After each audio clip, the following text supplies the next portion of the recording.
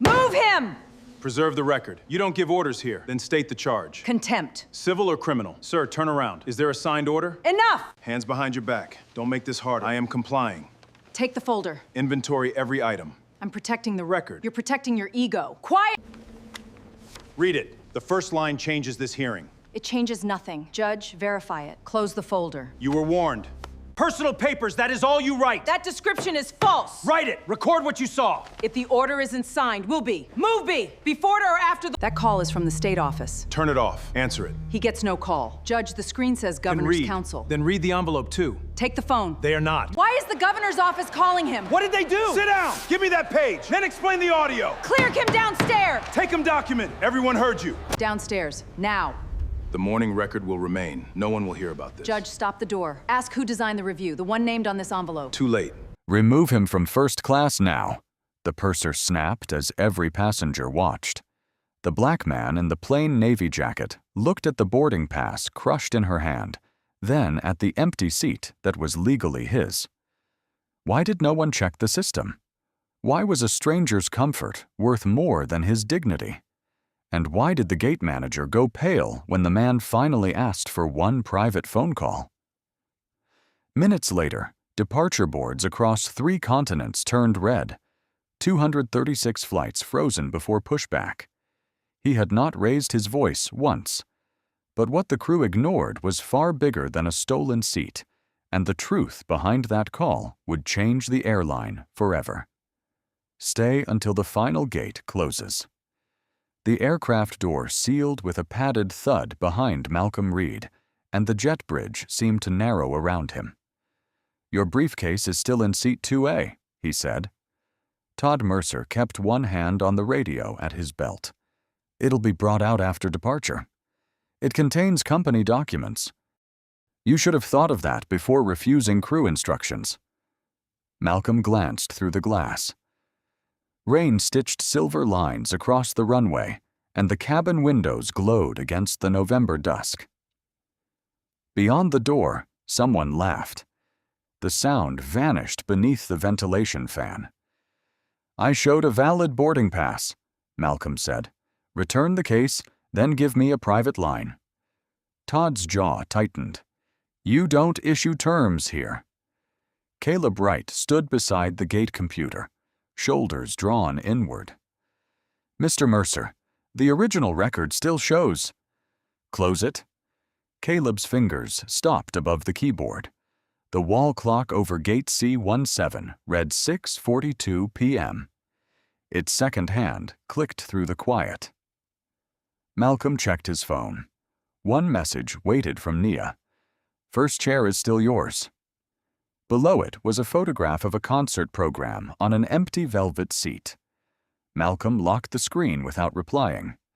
Todd pulled a form from the counter. "Name. You scanned my identification." "I'm completing an incident report." "Then complete it accurately." Todd pressed his pen into the page. "Passenger occupied a restricted premium seat, became uncooperative, and delayed boarding. I asked you to verify the ticket. You challenged the purser in front of customers. I asked twice." A woman near the window lowered her coffee. 2 business travelers studied the carpet. No one spoke. Caleb cleared his throat. "Sir, the seat changed after boarding. There's an override timestamp." Todd turned. "Are you trying to join him outside security?" Caleb looked back at the screen. "No." Malcolm watched him close the record. "Save the audit trail." "That's enough." Todd tore off the top copy and pushed it over. "You're being listed as disruptive. That blocks rebooking until review." The paper was warm from the printer. Malcolm folded it once, matching the edges. "My case," he said. Todd keyed his radio. Static crackled, followed by Serena Vale's voice. "We're ready to push. He can collect it from baggage services." "The passport inside is mine," Malcolm said. Todd's expression shifted, then hardened. "You should have carried it." Malcolm stepped closer, only enough to make him stop writing. Open a private office. Give me an external line. Do not let that aircraft push until the passenger list is reconciled." Todd laughed once. "You're not controlling this gate." "No," Malcolm said, "but someone needs to." At 6:44, the plane began moving from the bridge. Caleb stared at the monitor. The manifest refreshed. "What now?" Todd snapped. A pale yellow code flashed beside Malcolm's name, then disappeared. PR9. Malcolm saw it. His hand closed around the folded report. "Private line," he repeated. Todd opened his mouth, but every phone behind the counter vibrated at once. One screen lit, then another. The second hand clicked to 6:45. Across the terminal, the first departure status changed from on time to operational hold. At 7:12 that morning, Malcolm Reed turned the coffee mug so its chipped handle faced away from the framed photograph beside the sink. His phone rang before he could drink.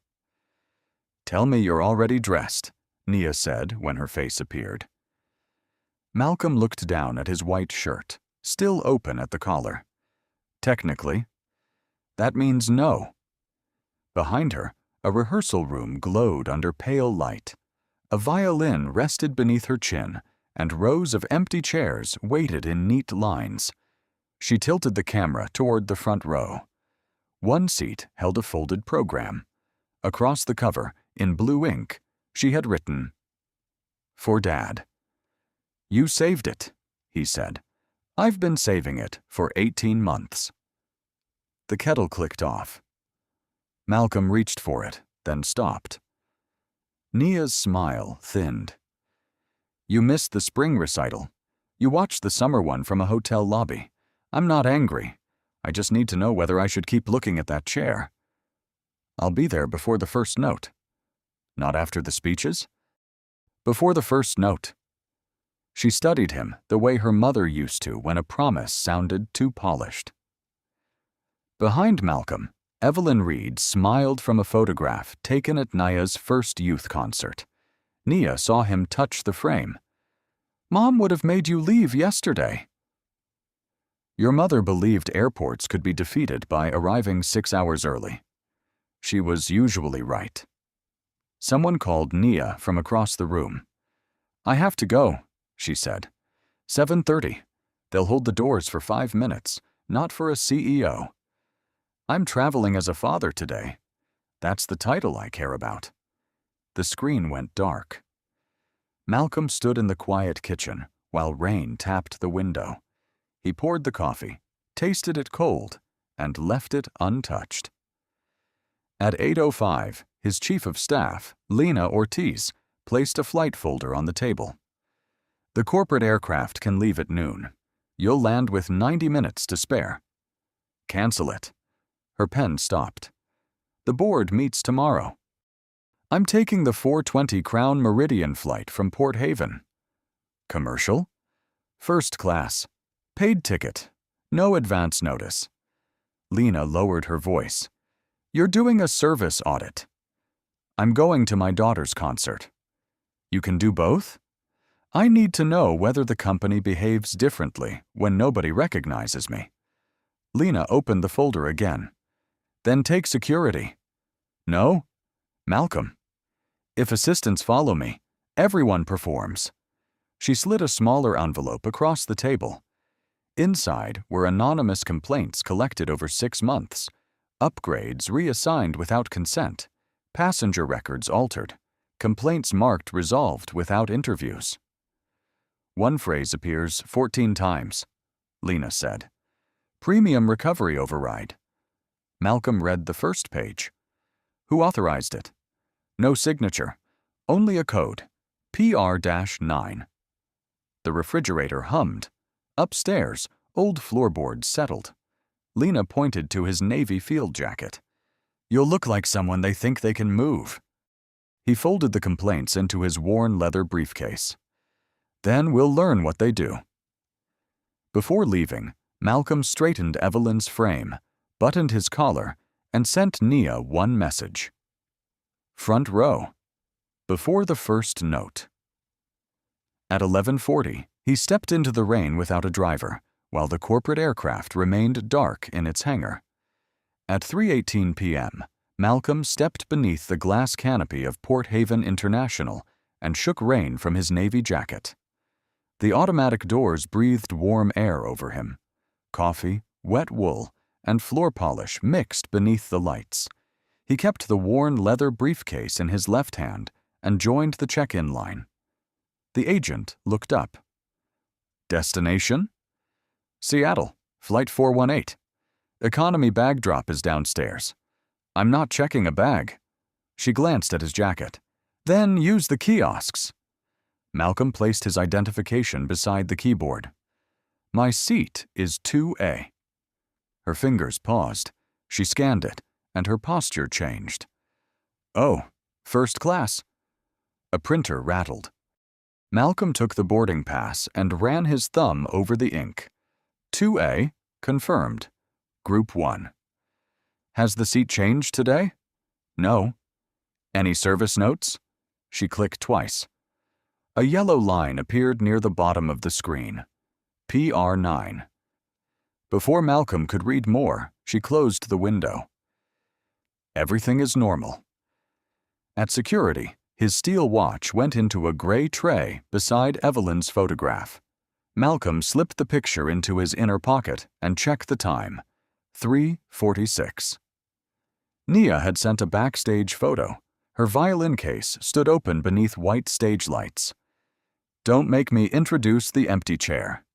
He typed, I'm at the gate, then erased it. He was not there yet. Gate C17 was crowded when he arrived at 4:03. Rain blurred the runway beyond the windows. Caleb Wright, a lean agent with tired eyes and a blue tie pulled off center, was helping an elderly passenger reprint a ticket. When Malcolm reached the desk, Caleb scanned his pass. Seat 2A, Malcolm said. Please confirm the original record. Caleb looked up. Original? The booking history. Passengers don't usually ask for that. Today I am. Caleb opened a second window. Keys clicked beneath the announcements. Purchased 12 days ago, he said. No upgrade, no transfer. Seat 2A confirmed.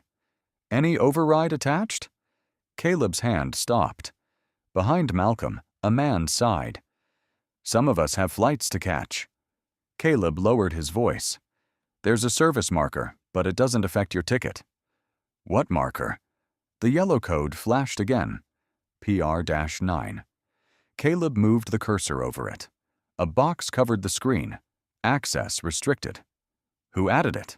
I can't see that. Can your supervisor? Caleb glanced toward a glass office across the concourse. Todd Mercer stood inside with a phone to his ear, watching the gate. He can. Then ask him. Todd turned away before Caleb lifted the receiver. Caleb did not dial. Mr. Reed, your seat is confirmed. Boarding begins in 12 minutes. That wasn't my question. The agent swallowed. I was told PR9 comes from premium services. Told by whom? Caleb printed another pass and slid it forward. Keep this one. The paper was warm. Why? If the screen changes, paper doesn't. A chime sounded. Passengers rose, suitcase wheels scraping tile. Across the gate, Todd entered a code on his phone. Caleb's monitor refreshed. For less than a second, 2A vanished beside Malcolm's name, then returned. Caleb covered the lower corner of the screen with his palm. Board with Group 1, he whispered. And don't let anyone take that pass. Boarding began at 4:17 p.m. with a soft electronic chime. Malcolm folded the fresh boarding pass behind the original and stepped into the priority lane. Caleb scanned it without speaking. The light flashed green. Still 2A? Malcolm asked. Caleb kept his eyes on the reader. For now? The jet bridge smelled of rain and heated rubber. Malcolm touched the program in his inner pocket and entered the cabin. Serena Vale stood beneath the first-class sign. She was 44, silver blonde hair pinned into a flawless twist. "Good afternoon," she said, glancing at his field jacket. "Economy is through the curtain. Seat 2A. Her smile paused. "May I see your pass?" Malcolm handed it over. She checked it twice, then looked toward the galley phone. "Is there a problem?" "No problem at all." She returned the ticket without meeting his eyes. Malcolm placed his briefcase beneath the seat and sat by the window. On the tray table, a glass of water trembled with the engines. He removed Nia's concert program, smoothed its folded corner, and tucked it beside the window. A woman across the aisle lowered her magazine but said nothing. At 4:31, the cabin door remained open. A man in a camel coat hurried aboard. Victor Lang, 58, broad-shouldered and pink from the cold, stopped beside 2A. "That's my seat." Malcolm looked at the number above him. "My pass says otherwise." Victor gave a short laugh. "Serena?" She appeared at once. "Mr. Lang, welcome back." "You know I sit in 2A." "Yes, sir." Malcolm held out his ticket. "Then compare the records." Serena did not take it. "Mr. Reed, would you be comfortable in 12C? It has additional legroom." "No." "It's a very good seat." "So is this one. I paid for it." "I have a meeting in Seattle. I need to leave first." "We arrive at the same time," Malcolm said. A few passengers smiled before lowering their faces. Victor's jaw tightened. "Do you know how many miles I fly with this airline?" "No." "More than most people earn in a lifetime." Malcolm glanced at the water. Tiny rings spread across the surface. Serena leaned closer. Her perfume was sharp with citrus. "Sir, we are trying to resolve this discreetly." "Then check the original booking." "I was advised that your upgrade was entered incorrectly." "It wasn't an upgrade." "Perhaps you misunderstood the fare." Malcolm unfolded the first boarding pass and placed both copies on the tray. Same name, same flight, same seat. "Which one is incorrect?"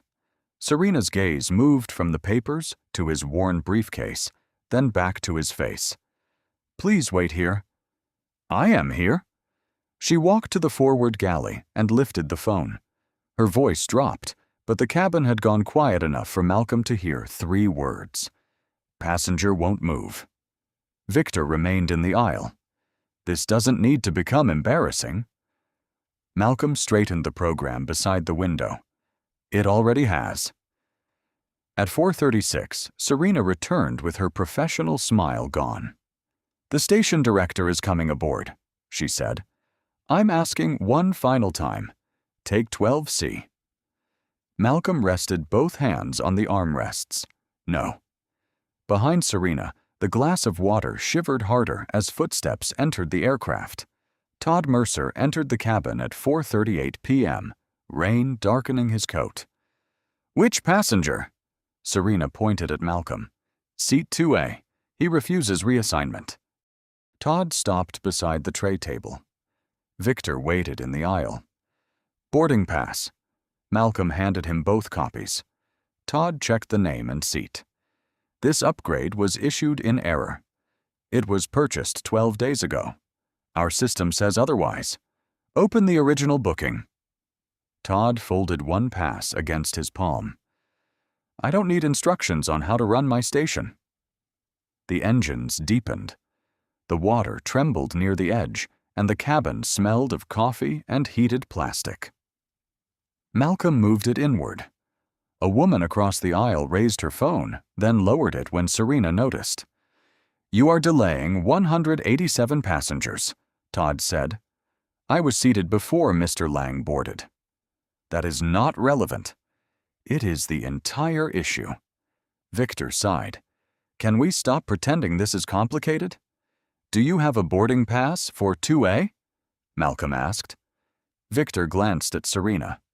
Todd answered. "Premium customers are sometimes accommodated." "By removing confirmed passengers?" By correcting inventory. Malcolm opened his briefcase for the receipt. Serena's hand moved toward the latch. Do not open that here. My proof of purchase is inside. You've shown enough documents. Several passengers looked away. A man in row 3 stared at his watch. Malcolm closed the case. Check the payment record. Todd pressed the galley phone. Caleb, confirm passenger status. Static crackled. Caleb's voice came through thin.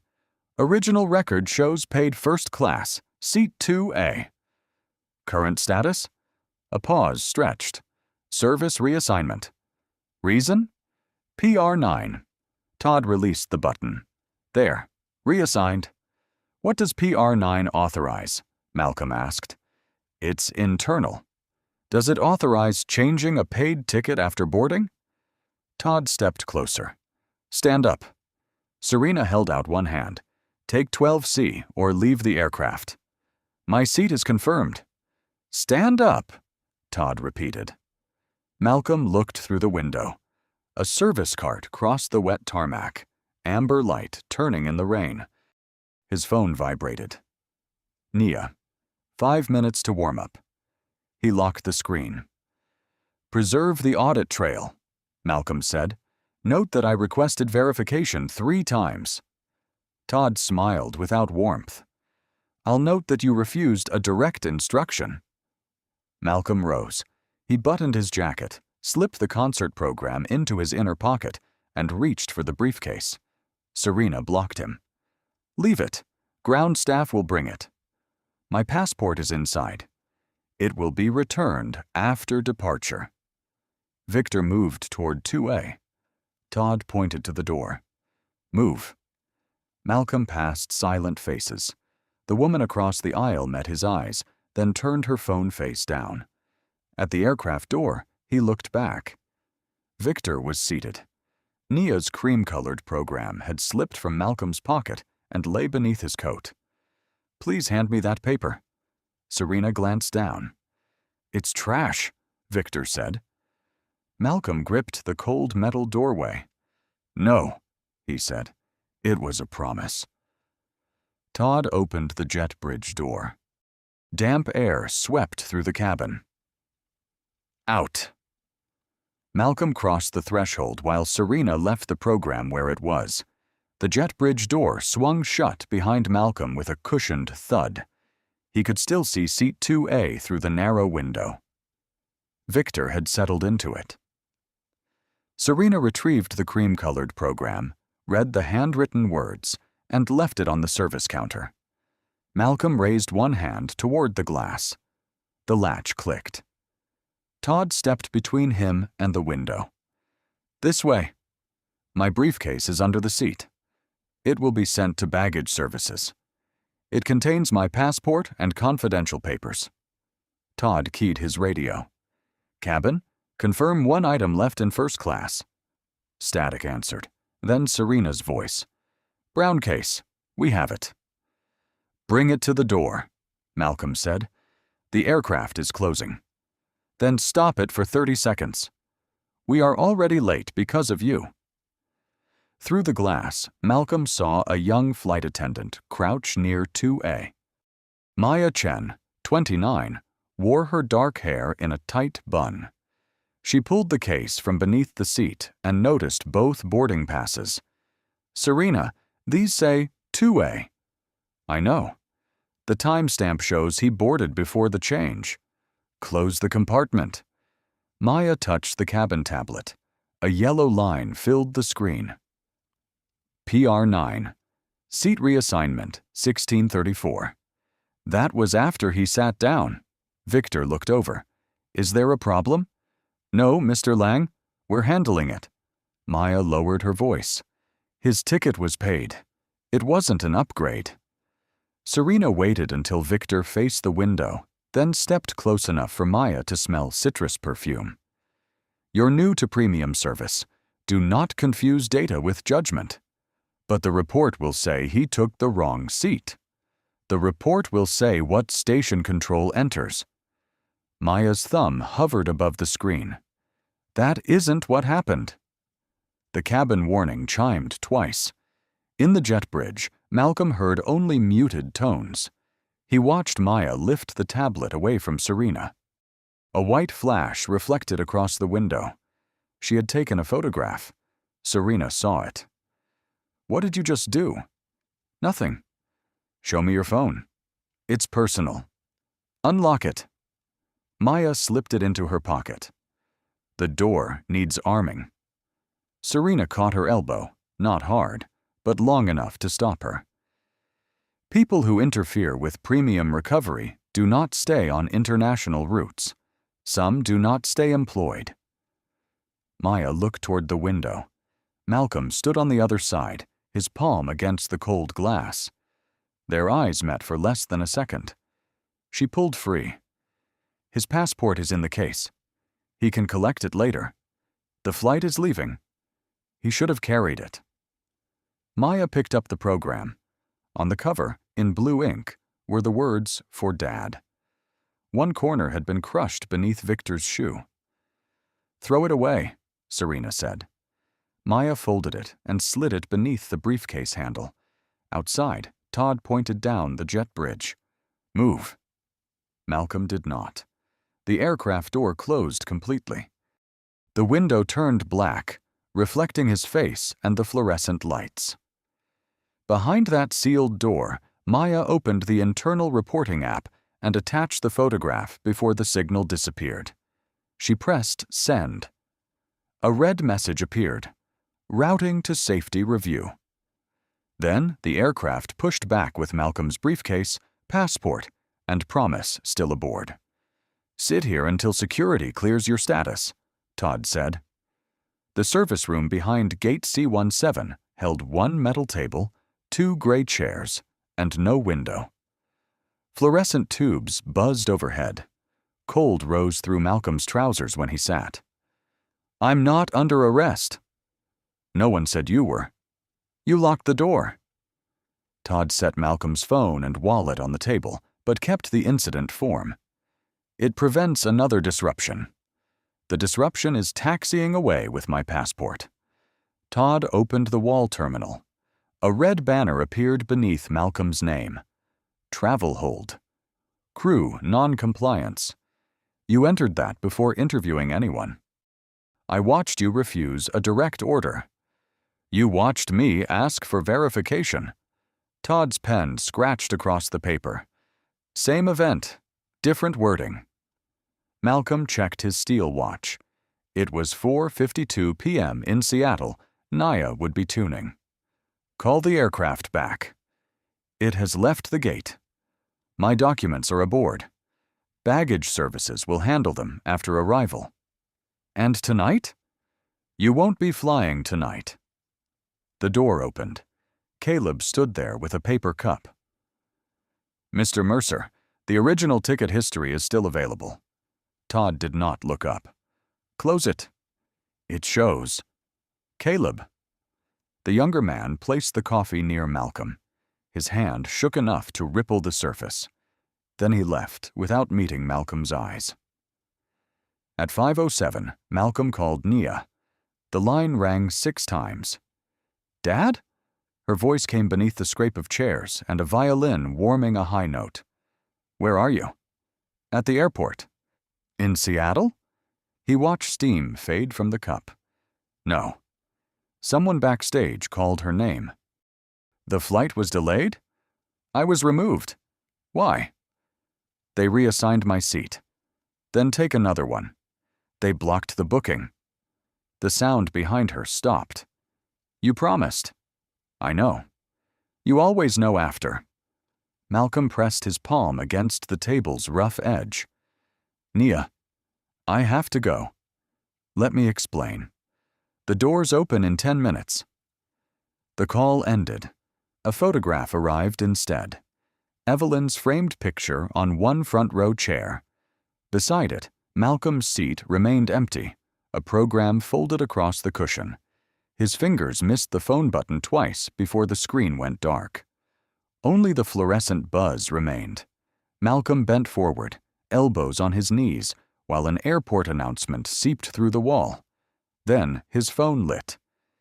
Nia had started a live audio stream. One violin note entered the room. Clear, fragile, unfinished. Malcolm reached toward it. The stream ended before he touched the screen. Todd returned at 5:19 with the report.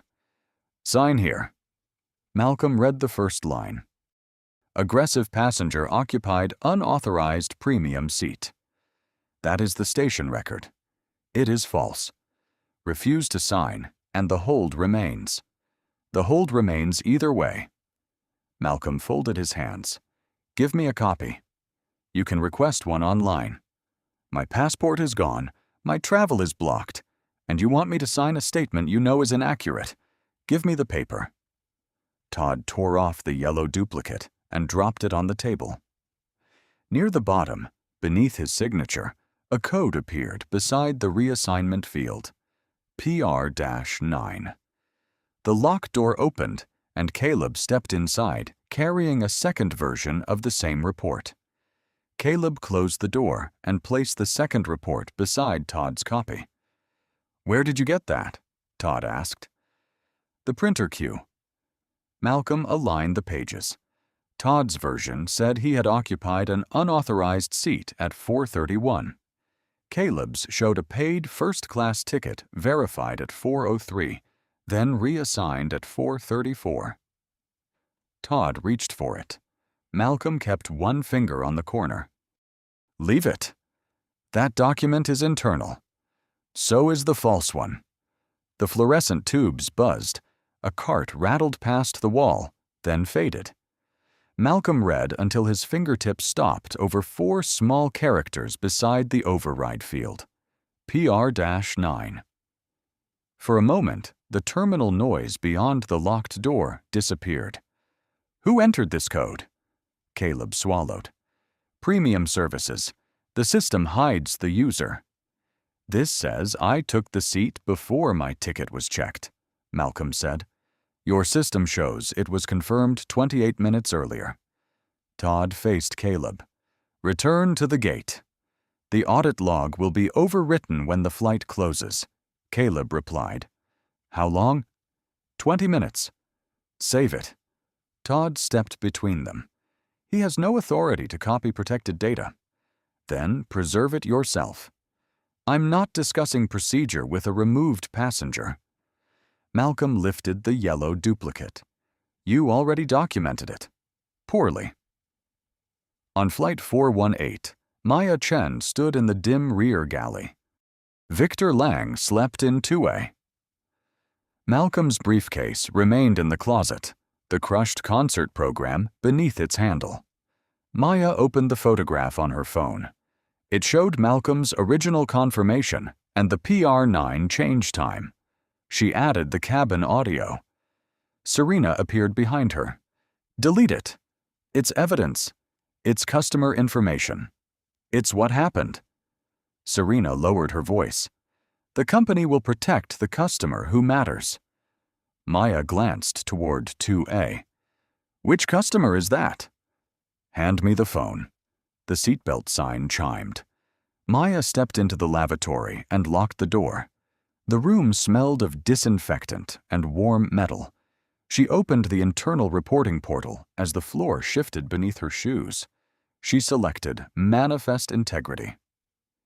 Report will be routed to corporate safety.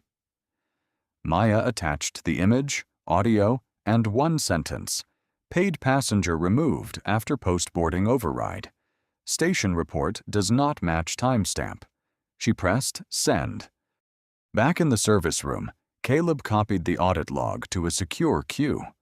Todd saw the progress bar and pulled the cable. The screen went black.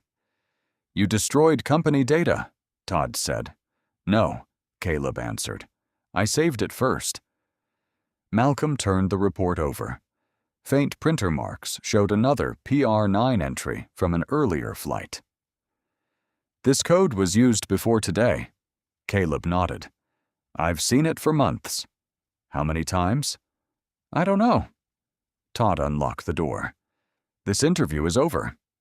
Malcolm remained seated. Give me an external line. No. His phone vibrated on the table. Unknown internal caller. Todd reached for it, but Malcolm answered first. A woman spoke quickly. "Mr. Reed, this is Ellen Park from Corporate Safety. We received a manifest integrity alert tied to your record." Malcolm looked at the two reports.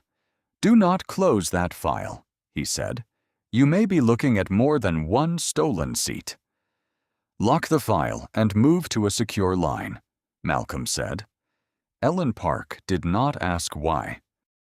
"Can you speak freely?" Todd stood beside the door, one hand on the unplugged terminal cable. Caleb watched him. "No." "Then answer yes or no. Was your confirmed seat changed after boarding?" "Yes." "Was the record rewritten to suggest you never owned it?" "Yes." "Was PR9 attached?" "Yes." Keys clicked through the phone. "End the call," Todd said. Malcolm covered the receiver. "You said I had no authority here. Let's test that." Ellen spoke again. "I'm inside the protected audit system." The fluorescent light flickered. Caleb slid the second report closer. "What do you see?" "PR9 is not a service note. It began as an executive recovery flag, but someone expanded its permissions." "To do what?" "Rewrite seat ownership, boarding order, removal reasons, and complaint status." Caleb whispered, "That's why the original record disappears." Ellen heard him. "Who said that?" "A gate agent who saved the log." "Keep him there." Todd reached for the phone. Malcolm stood, and he stopped. "Sit down," Todd ordered. "No." The word landed harder than a shout. Ellen continued, "I'm running a network search." A low alarm sounded on her end. "I found 41 stations using the code in the last 6 months. How many records? Thousands. Seat changes. Removals. Complaints closed before they were filed." Todd shook his head. "Impossible." Ellen replied through the speaker. "Whoever said that should stop talking." Malcolm placed the phone on the table. "Check active flights." "I already am." Outside, an announcement called Final Boarding. 236 flights currently carry PR9 changes, Ellen said. "What kind?"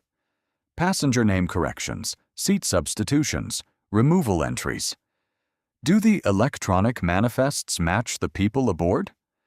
"I cannot certify that." Todd stared at the phone. "These are customer service edits. They don't affect safety." Ellen answered, "A manifest is a safety document. If the digital list does not match the cabin, dispatch cannot verify who is aboard. Emergency coordinators cannot trust it. Crew cannot trust it." Caleb gripped the chair back. "Can you isolate the flights without stopping the network?" Malcolm asked. "I can flag them, not validate them remotely. Each needs a manual reconciliation before departure." "How many are moving?" 17 have left their gates. None are airborne yet." Todd reached for his radio. Malcolm looked at him. "Do not warn anyone to clear the code." "I was calling operations." "Put it down." Todd hesitated, then lowered it. Ellen's keyboard stopped. "Malcolm," she said, using his first name for the first time, "this is not a service complaint." "I know. It is a data integrity breach across the active network." The clock above the locked door clicked to 5:27 p.m. "Prepare gray sky." Ellen drew a careful breath. "That protocol will hold every affected aircraft." "Prepare it." Todd looked from Malcolm to Caleb. The quiet passenger was not asking permission. "Authorization requires the chief executive," Ellen said. Malcolm picked up the phone. "Then stay on the line." Ellen's line remained open while Malcolm turned the phone toward Todd. "Open the corporate directory." Todd gave a strained laugh. "You expect me to believe you can authorize gray sky?" "I expect you to verify a name." Caleb reconnected the terminal. Todd typed Malcolm Reed. The result appeared. Founder, Chief, Executive Officer, Network Emergency Authority. Todd's pen slipped from his hand and struck the floor. Caleb read the screen twice. "You're Malcolm Reed?" "Yes." Todd's face lost color. "Mr. Reed, if you had identified yourself, would my ticket have become valid?" Todd said nothing. "Would you have checked the original record?" The ventilation fan hummed above them. Malcolm lifted the yellow report. "You had the evidence before you had my title." Ellen spoke through the phone. "Gray Sky is staged. I need verbal authorization and a recorded reason." Malcolm checked his watch. 5:29. PM Nia's concert had begun 11 minutes earlier. Active manifest integrity failure affecting 236 flights. Manual reconciliation required before pushback or takeoff. State your authority. Malcolm Reed, Founder and Chief Executive Officer. Do you authorize network hold? Through the narrow window, families hurried beneath bright signs, unaware that names on some screens no longer matched the people carrying the bags. "I authorize." Ellen entered the command. Across Port Haven, departure boards changed line by line. On time became operational hold. At distant hubs, dispatch phones rang and aircraft doors remained open. Todd's radio erupted. "Station control to Mercer. What is happening?" Another voice broke in. 17 aircraft already pushed. Tower wants instructions." Ellen answered. "Hold position. No departures until every affected manifest is matched by hand." Todd grabbed the radio. "This will strand thousands." Malcolm folded the false report. "Then start checking." "Sir, the cost..." The cost began when someone decided records could be rewritten for convenience. 2 operations supervisors entered with a tablet showing Deborah Lane on a secure call. "Malcolm, did you freeze the network?" "The affected network." "Based on one-seat dispute?" "Based on 41 airports, thousands of altered records, and 236 active flights." "Can safety confirm?" "Yes," Ellen said. "Can this be contained quietly?" "No," Malcolm answered. Todd stepped forward. "Chairwoman, I was not told who he was." Deborah stared at him. "That may be the worst defense available to you." Malcolm handed Caleb the original pass. "Print every timestamp before anyone edits another field." "Yes, sir." "Not because I'm the CEO." Caleb looked up. "Because the record is true." A supervisor opened the door. Red notices glowed above the gates. Passengers pointed as phones rang from every desk. Todd bent to retrieve his pen, but his fingers missed it once. Malcolm checked his phone. A message from Nia waited beneath the alerts. "The first piece is over." He read it, then slipped the phone into his pocket. From the terminal came the rising sound of confusion as the 236th flight changed to operational hold. The operations room above Gate C-17 filled in less than 8 minutes. Ellen Park appeared first on a secure video wall, her voice clipped by static. Deborah Lane joined from headquarters.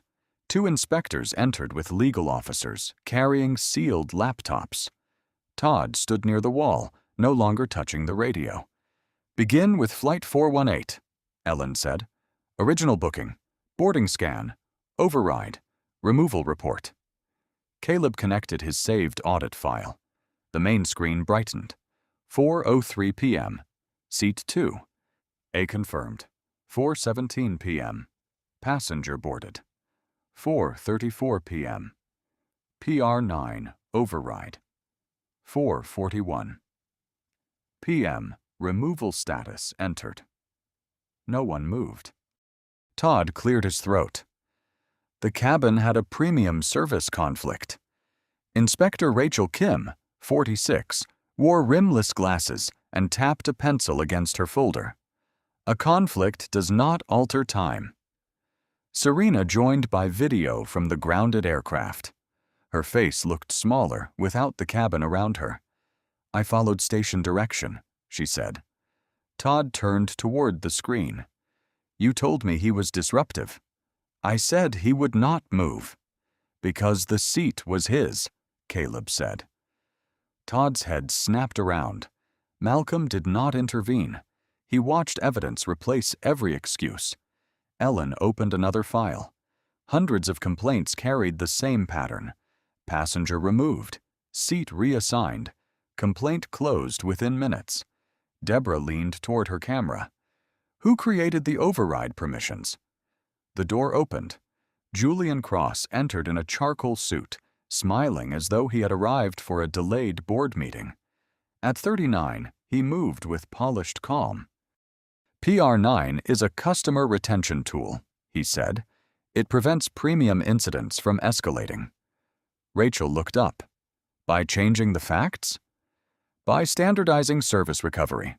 Malcolm finally spoke. "Who authorized manifest edits?" Julian's smile narrowed.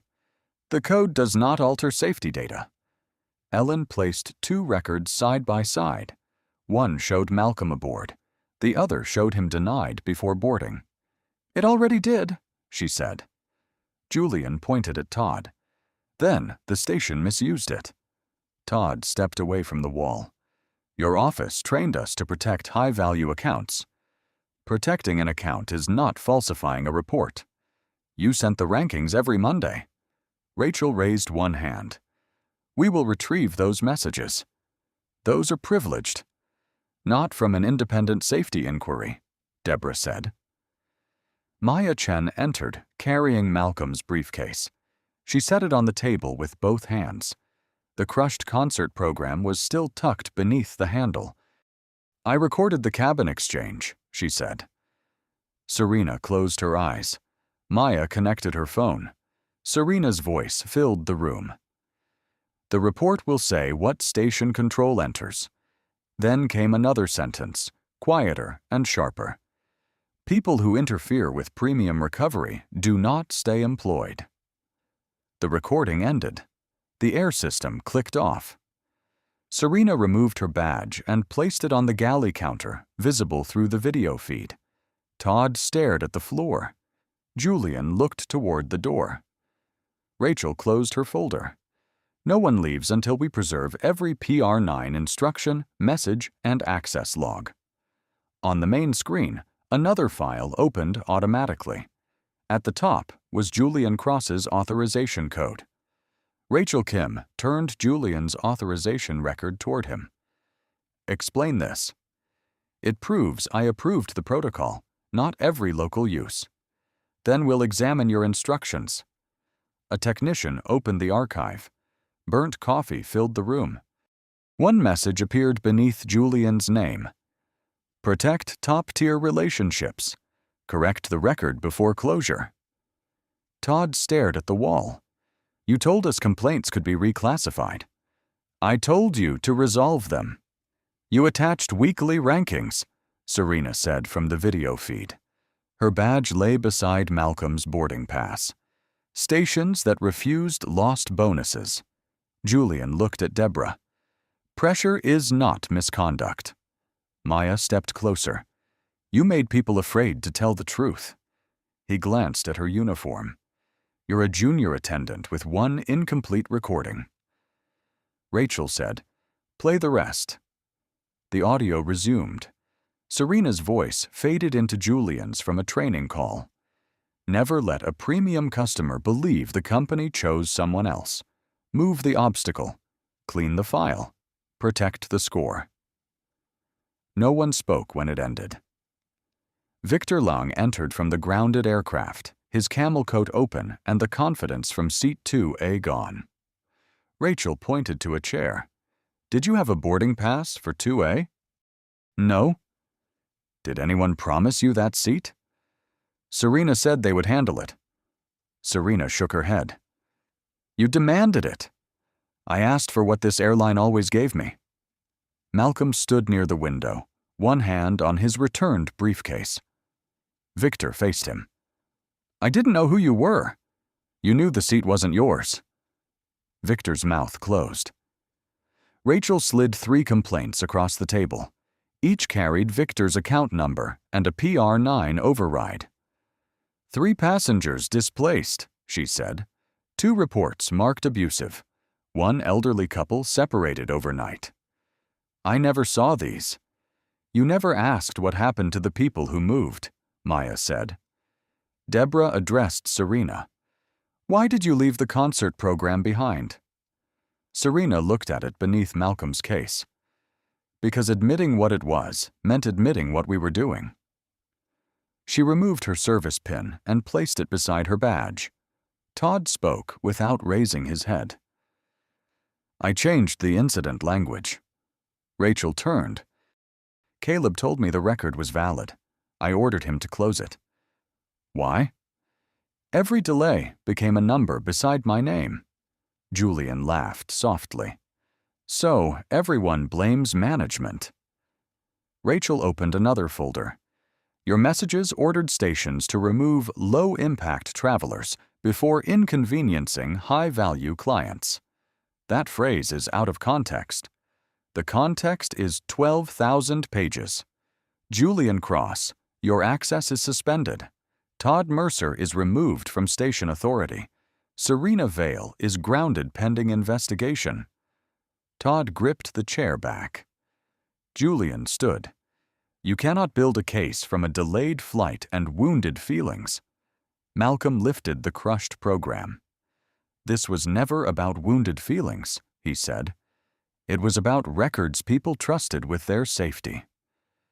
Rachel sealed Julian's laptop in an evidence bag. The plastic strip snapped shut. Then Ellen's voice came through the speaker. We found another archive, she said. PR9 was used to erase employee warnings, too. Open it, Malcolm said. Ellen's screen filled with archived warnings, altered boarding times, missing names, complaints that vanished. Each file ended with the stamp, closed by premium services. How many employees? Rachel asked. 73 across 41 stations. Julian's chair scraped back. Duplicate reports. Maya folded her arms. Mine would have become 1 more. Malcolm held the crushed program. Preserve every name. No retaliation. No deleted access. Deborah nodded. Agreed. At 9:26 p.m., a verified flight departed. By midnight, holds were lifting in waves. The airport smelled of cold pizza and wet coats. Malcolm stayed until Ellen confirmed every manifest matched the people aboard. Caleb brought a boarding pass. Seattle, 12:40 a.m. Seat 2A. I checked the original record twice, Caleb said. Thank you. I should have spoken sooner. You spoke before the file disappeared. That doesn't feel like enough. It has to be enough to start.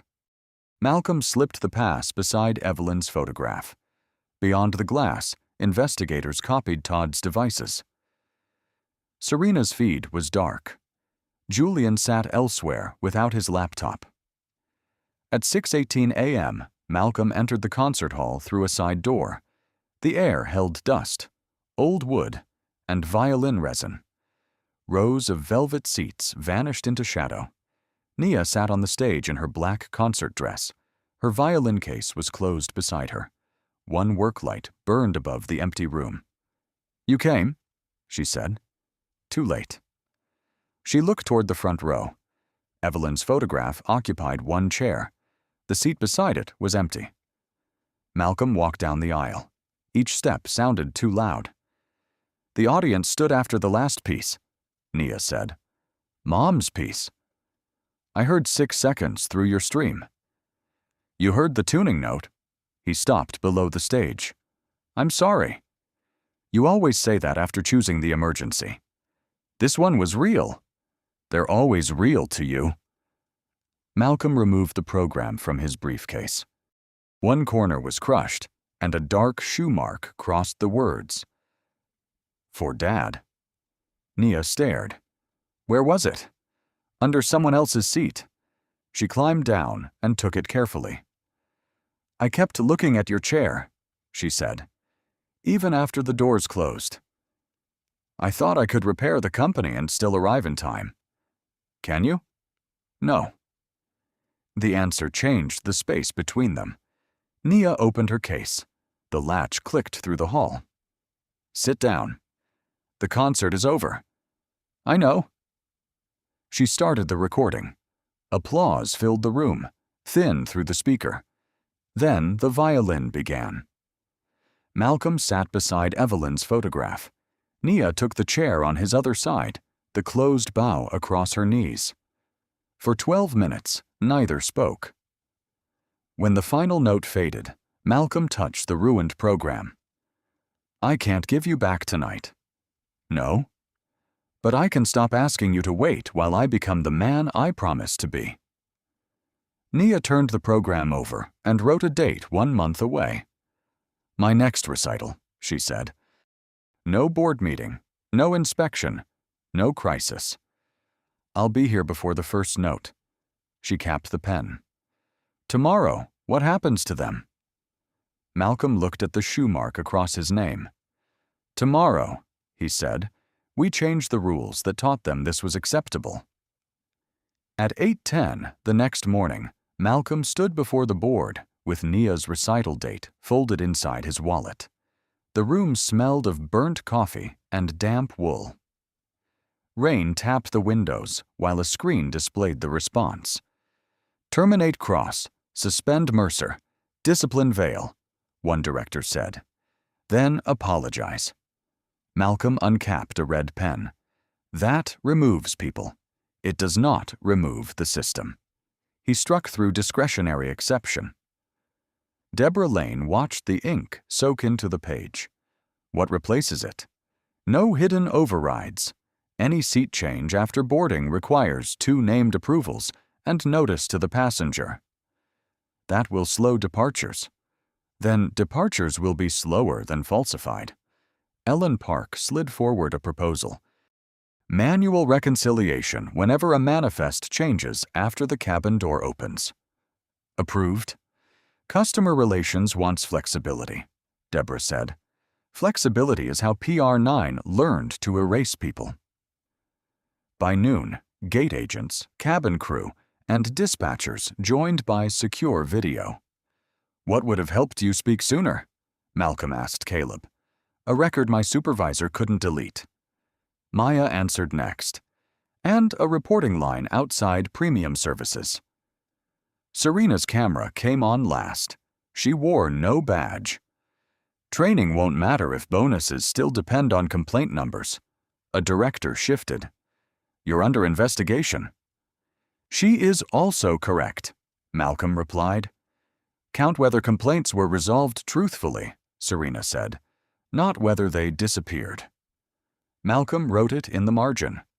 At 2:35, the board approved an independent passenger review office, protected reporting channels, and automatic preservation of altered bookings.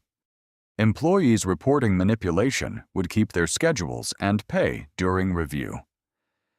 Deborah turned a page. Compensation for the 236 holds? Meals, lodging, missed connections, and direct reimbursement. The total will be significant. So was asking passengers to absorb the price of our failure. Only the air vent clicked above them. The final page allowed executives to bypass controls during exceptional commercial circumstances. Malcolm crossed out the line. "No exception?" Deborah asked. "Safety may act faster. Revenue may not act secretly." At 5 o'clock, Malcolm entered the Port Haven training room with his briefcase. Caleb and Maya stood with 40 employees around a blank monitor. On each desk lay the same card. Verify the person. Preserve the record. Explain the change. Malcolm placed his crushed boarding pass beneath the projector. "This is not about recognizing the chief executive," he said. "It is about what should have happened before anyone knew my name." Caleb turned the card over. "What if a powerful customer refuses?" You protect the record. And if a supervisor orders otherwise, you report the order. The system preserves it. The company protects you. Maya looked through the glass at passengers moving under evening light. And if the company fails again? Malcolm closed the red pen beside the crossed-out word exception. Then the evidence will survive us. Outside, Gate C17 announced boarding. A seat changed on the monitor. 2 names appeared beside the reason, and the passenger was called to the desk before the aircraft door closed. 1 year later, the independent report was released at 9 a.m. Malcolm stood at the back of the Port Haven training room while employees opened it on their tablets. Rain traced the terminal windows, but Gate C17 now displayed every post-boarding change beside 2 employee names and a reason visible to the passenger. Ellen Park read the conclusion aloud. No unresolved manifest discrepancies in 12 months. Every protected report preserved. Complaint closures independently audited. Caleb, now a regional integrity supervisor, touched the card behind his badge. Verify the person. Preserve the record. Explain the change. Maya stood beside him in a safety liaison uniform. 41 stations completed the training, she said. 3 employees used the protected channel this week. And kept their schedules? Malcolm asked. All 3. Good. The report did not soften the decisions. Julian Cross had been dismissed and referred to regulators after investigators confirmed that his office designed the hidden override system. Todd Mercer lost station authority and later accepted a records position after completing compliance review. Serena Vale received a lengthy suspension. When she returned, it was not to premium service, but to classroom training, where she played Maya's recording for new crews and stopped it before the sentence about protecting the customer who mattered. What should have happened here? She asked. A young attendant answered, Check the ticket before judging the passenger. Serena placed her old service pin on the desk.